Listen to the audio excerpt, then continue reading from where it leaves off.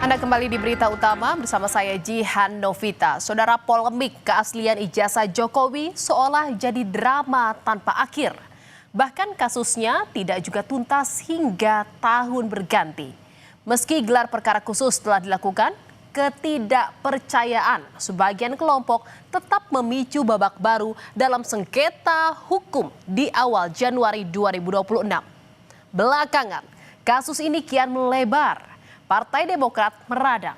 Sang Ketua Majelis Tinggi Susilo Bambang Yudhoyono disenggol berada di balik tudingan ijazah palsu Jokowi. Pak SBY cukup terganggu dengan isu ini karena tidak benar yang disebutkan bahwa Pak SBY berada di balik isu ijazah palsu ini. Kalau juga tidak dihentikan, ada kemungkinan Pak SBY akan mengambil langkah hukum akan dengan pertama memberikan somasi kepada orang-orang yang sudah membuat fitnah tersebut dan terbuka kemungkinan untuk menempuh jalur hukum. Terusik dengan tudingan di media sosial, Partai Demokrat resmi melayangkan somasi kepada pemilik akun TikTok berinisial SWBP 31 Desember 2025 lalu.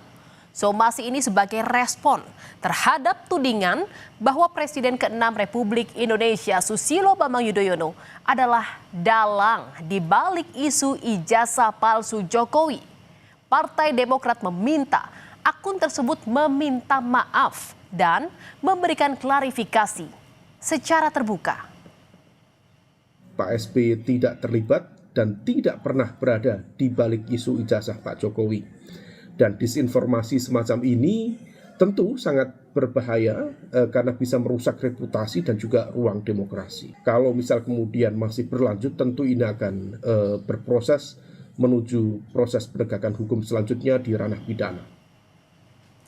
Langkah Partai Demokrat mensomasi 4 akun media sosial didukung Roy Suryo, saudara, tersangka kasus tudingan ijazah palsu Presiden ke-7 Joko Widodo. Bahkan Roy menyebut akun-akun tersebut seringkali menyebarkan hoaks atau berita bohong. Saya ingin juga memberikan dukungan serupa kepada salah satu partai sudah melakukan somasi dan juga akan melayangkan tuntutan kepada beberapa akun di TikTok dan juga di YouTube Dan juga di antara mereka ada yang terlibat atau bahkan menjadi ketua dari gerombolan Ceboker Nusantara. Jadi jelas, Fufu-Fafa ada di balik mereka. Jadi sekali lagi, untuk partai tersebut maju terus. Tudingan yang mengarah ke Partai Demokrat bermula dari pernyataan relawan-relawan Jokowi. Ketua Umum Solidaritas Merah Putih Sylvester Matutina menyebut, Roy CS hanyalah pion-pion dari tokoh besar yang ingin memecah belah Prabowo Gibran. Bahkan saudara, Sekjen Pradi Bersatu Ade Darmawan secara gamblang memberikan petunjuk warna parpol di balik isu ijazah palsu Jokowi. Ya, seluruh Indonesia sudah melihat tampilan saya hari ini, saya berbaju apa gitu, ya kan? Nah, sisa men-challenge saja, mencari pemikiran sendiri, berpikir masyarakat sendiri. Bahwa siapa sih kira-kira dalangnya gitu loh. Nah, saat ini saya berbaju apa? Nah, itu mungkin salah satu clue yang bisa saya sampaikan.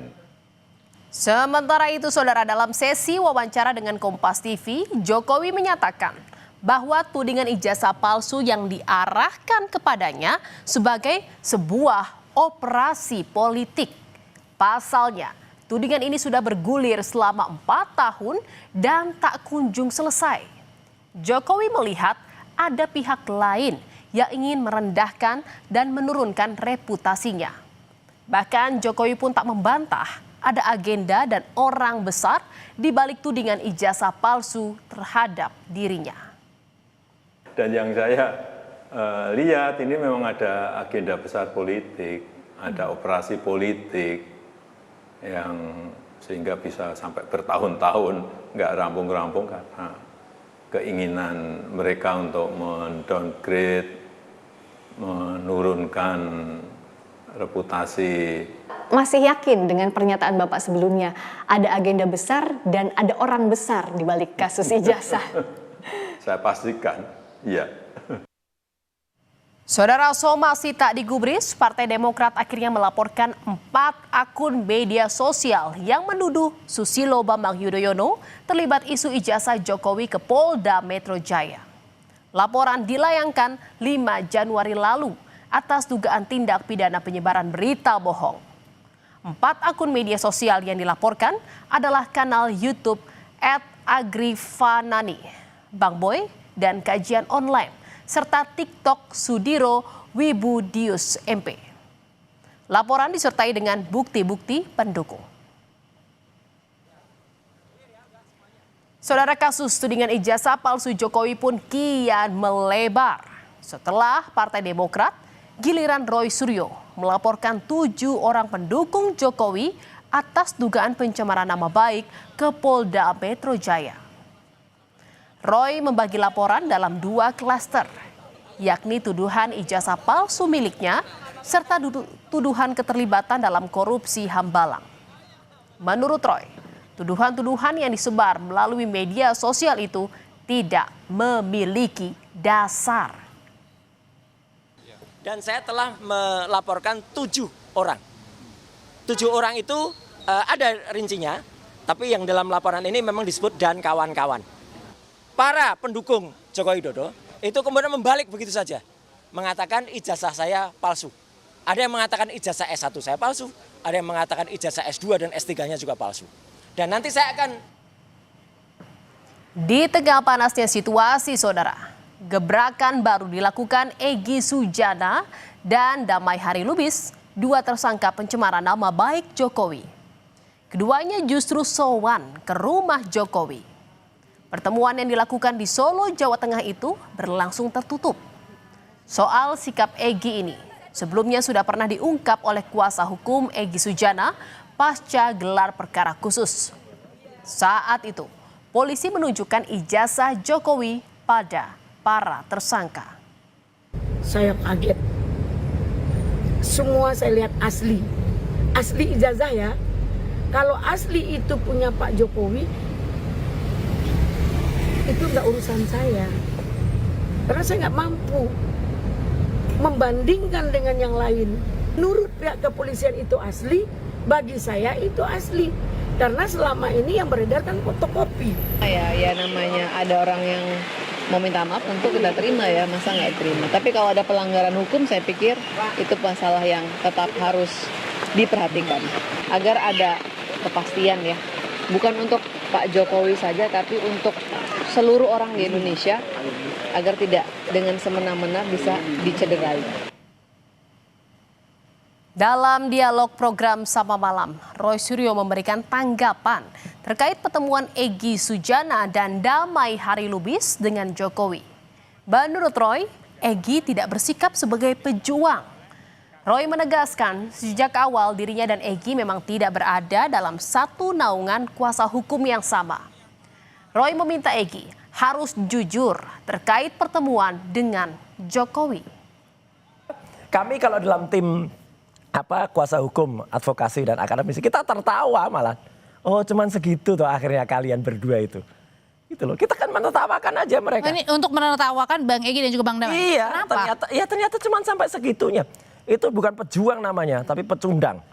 Untuk baiknya, Egy harus menerima telepon dari redaksi. Jadi udah pecah dong nih kongsinya. Kenapa? Kongsinya udah pecah. Dari dulu memang kami nggak pernah saya tidak pernah bersama-sama dengan Egy dalam satu kuasa hukum, nggak ada. Egy harus jujur. Sebutkan juga siapa orang lain yang ada dalam pertemuan itu.